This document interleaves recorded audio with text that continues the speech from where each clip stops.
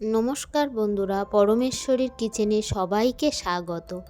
আজ শেয়ার করব সর্ষে বেলে। এই রেসিপিটা বানানোর জন্য আমি কি নিয়েছি চলুন।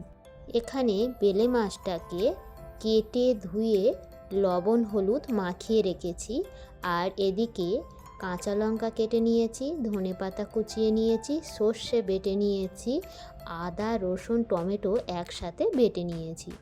প্রথমে ওভেনেতে প্যান বসিয়ে দিলাম তেলে মাছটা ভাজার জন্য। প্যানটা গরম হতে এখানে সর্ষের তেলটা গরম হয়ে গিয়েছে। এবার মাছগুলো পরপর দিয়ে দিচ্ছি।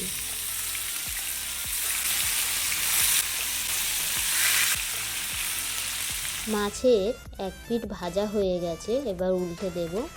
বেলে মাছ খুব সাবধানে উল্টে পাল্টে দিতে হয়, না তো ভেঙে যায়।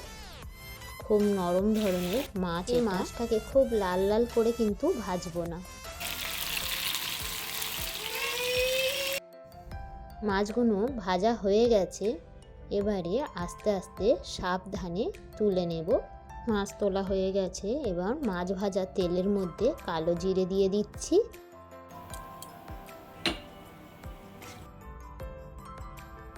কাঁচা লঙ্কা দিয়ে দিলাম, দিয়ে হালকা একটু নেড়ে চেড়ে দিলাম।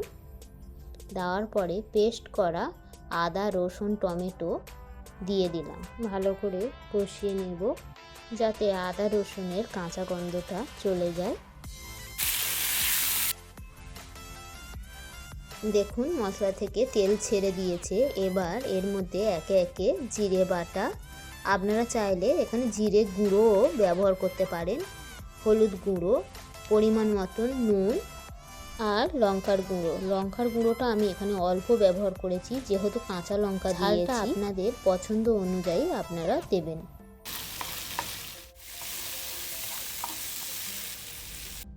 এর মধ্যে অল্প পরিমাণ কুচনো ধনেপাতা দিয়ে মশলার সাথে কষিয়ে নিচ্ছি।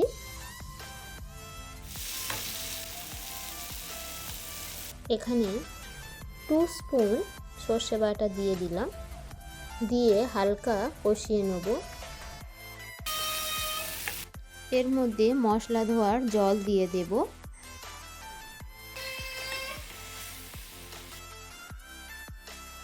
একটু নেড়েচেড়ে দিয়ে পরিমাণ মতন এর মধ্যে জল দিয়ে দেব।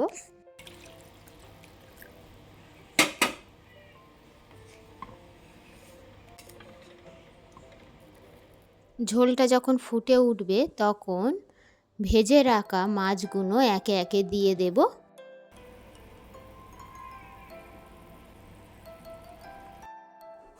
মাছগুলো উল্টানোর কোনো দরকার নেই।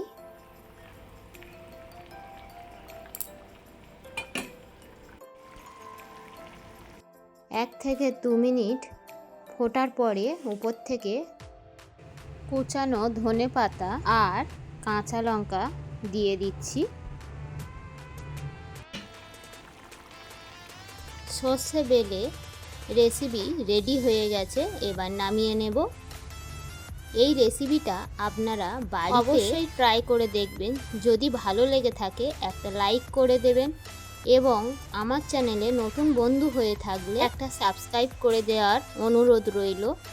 আর পাশে থাকা বেল আইকনটি অবশ্যই প্রেস করবেন, কারণ এই চ্যানেলে নতুন কোনো ভিডিও আপলোড করলে আপনাদের কাছে নোটিফিকেশান পৌঁছে যাবে।